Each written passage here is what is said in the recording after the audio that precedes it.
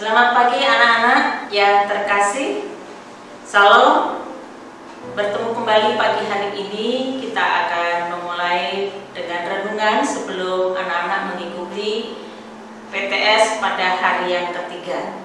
Mari bersama-sama kita akan tunduk kepala untuk mengawali renungan pagi hari ini. Mari kita berdoa. Allah Bapa sumber kebaikan, Allah yang maha kasih, kami mengucap syukur pagi hari ini ya Tuhan, karena kami merasakan pimpinan penyertaan Tuhan sepanjang malam, dan pagi hari ini kami diberikan kekuatan yang baru. Kami merasakan bahwa anugerah Tuhan terus bersama-sama dengan kami. Sebelum hari ini akan melakukan aktivitas, terlebih bagi anak-anak yang akan mengikuti PTS pada hari yang ketiga ini, ialah nama Tuhan, firman Tuhan boleh menjadi dasar bagi kami untuk terus melakukan apa yang Engkau kehendaki di dalam setiap kehidupan kami. Ya Tuhan, kami siap untuk mendengar sabda kebenaran-Mu. Roh Kudus berkarya, memampukan kami untuk mengerti, memahami, bahkan kami ditolong Tuhan untuk melakukan di dalam kehidupan kami sehari-hari. Hanya di dalam nama Yesus Kristus kami berdoa dan mengucap syukur. Amin. Ya, baik anak-anak yang terkasih, pagi hari ini firman Tuhan diambil dari 1 Tesalonika 5 ayat yang ke-18. Demikian firman Tuhan. Mengucap syukurlah dalam segala hal, sebab itulah yang dikehendaki Allah di dalam Kristus Yesus bagi kami. Ya, 1 Tesalonika pasal 1 sampai dengan yang kelima, ini bagian surat yang pertama. Ini adalah ditulis oleh Rasul Paulus yang ditujukan kepada jemaat di Tesalonika. Nah, satu ayat yang barusan Ibu baca, itu adalah bagian dari nasihat Paulus yang ditujukan kepada jemaat di Tesalonika. Tentunya ini juga untuk bagi kita sekalian. Ya, anak-anak yang terkasih, pernahkah kalian bermimpi untuk menuju ke surga? Kalau saya sih belum, ya. Tetapi di sini ada cerita begini. Ada seorang rohaniawan bermimpi pergi ke surga. Lalu ada seorang malaikat mengajaknya untuk berkeliling di daerah atau di area surga tersebut. Ya. Seorang malaikat mengajaknya berkeliling melihat kegiatan yang dilakukan oleh para malaikat di sana. Tempat tujuan yang pertama, mereka adalah bagian penerimaan permohonan. Wah, ternyata di surga juga ada tempat-tempat khusus ya. Nah, ini cerita dari seorang rohaniawan yang bermimpi. Bagian yang pertama, penerimaan permohonan. Di tempat itu ada ribuan malaikat terlihat sibuk memproses kertas-kertas yang berisi permohonan manusia. Kalian bisa membayangkan betapa banyaknya manusia yang ada di bumi ini, ya, gitu ya. Jadi ada ribuan malaikat yang melayani itu, yang sedang sibuk memproses surat-surat atau kertas-kertas yang berisi permohonan setiap manusia.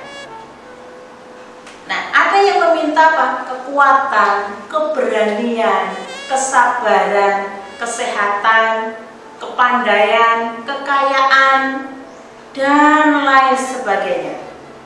Bisa dibayangkan kalau malaikatnya ada ribuan, tentu juga banyak hal yang harus mereka proses.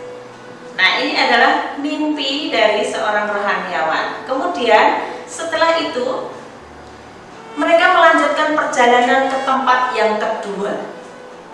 Di manakah itu? Yaitu bagian pengiriman. Di tempat ini para malaikat juga tidak kalah sibuknya. Di tempat inilah semua permohonan yang sudah diterima dan disetujui oleh Tuhan lantas dikabulkan dan dikirimkan kepada masing-masing pemohon. Lalu bagian yang ketiga adalah bagian terima kasih.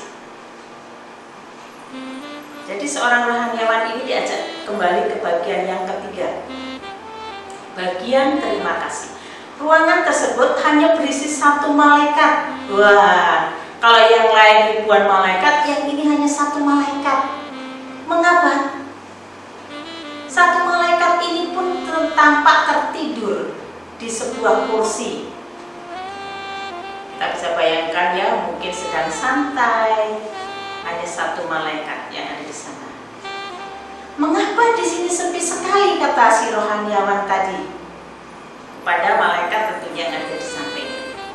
Oh, itu karena banyak sekali manusia yang sudah menerima pemberian Tuhan, tetapi tidak mengirimkan ucapan terima kasih ke surga. Wah, suatu hal yang aneh ya. Karena itulah bagian ini sepi sekali. Jadi kerjaannya malaikat seorang diri ini ya, tidak banyak. Karena ternyata semua pemberian yang diberikan kepada manusia, yang memberikan ucapan terima kasihnya tidak banyak. Jadi malaikat yang berjaga di situ hampir tidak ada kegiatan, berbeda dengan yang pertama dan kedua. Ya anak-anak, ini adalah cerita, ini adalah kisah seorang rohaniawan yang bermimpi. Anekdot ini mengajarkan kepada kita atau kepada banyak orang juga bahwa permohonan itu yang kita ajukan kepada Tuhan bisa dikabulkan oleh Tuhan. Tetapi ternyata ketika banyak orang meminta, banyak orang memohon kepada Tuhan, hanya sedikit saja yang kembali untuk mengucap syukur. Anak-anak masih ingat ketika ada 10 orang kusta yang minta disembuhkan, hanya satu yang kembali mengucap syukur, yang lainnya entah gitu ya. Nah, ini adalah salah satu bagian contoh juga di dalam Alkitab. Nah, mengapa demikian anak-anak? Kenapa kita sering lupa mengucap syukur kepada Tuhan? Padahal segala hal yang kita nikmati, kita miliki, itu adalah pemberian Tuhan. Mari anak-anak kita belajar untuk memahami, belajar untuk menikmati hidup kita, belajar merasakan bahwa setiap apa yang kita nikmati semua adalah pemberian Tuhan. Baik nafas hidup kita, makanan kita, pakaian yang kita pakai setiap hari, kepandaian yang kalian miliki, dan sebagainya itu adalah pemberian Tuhan. Jangan sampai lupa kita mengucap syukur kepada Tuhan.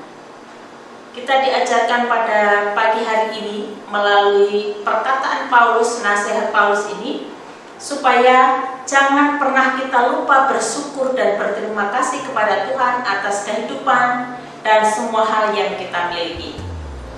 Dengan demikian, bagian terima kasih di surga akan lebih ramai, tidak sepi, seperti cerita tadi ya anak-anak.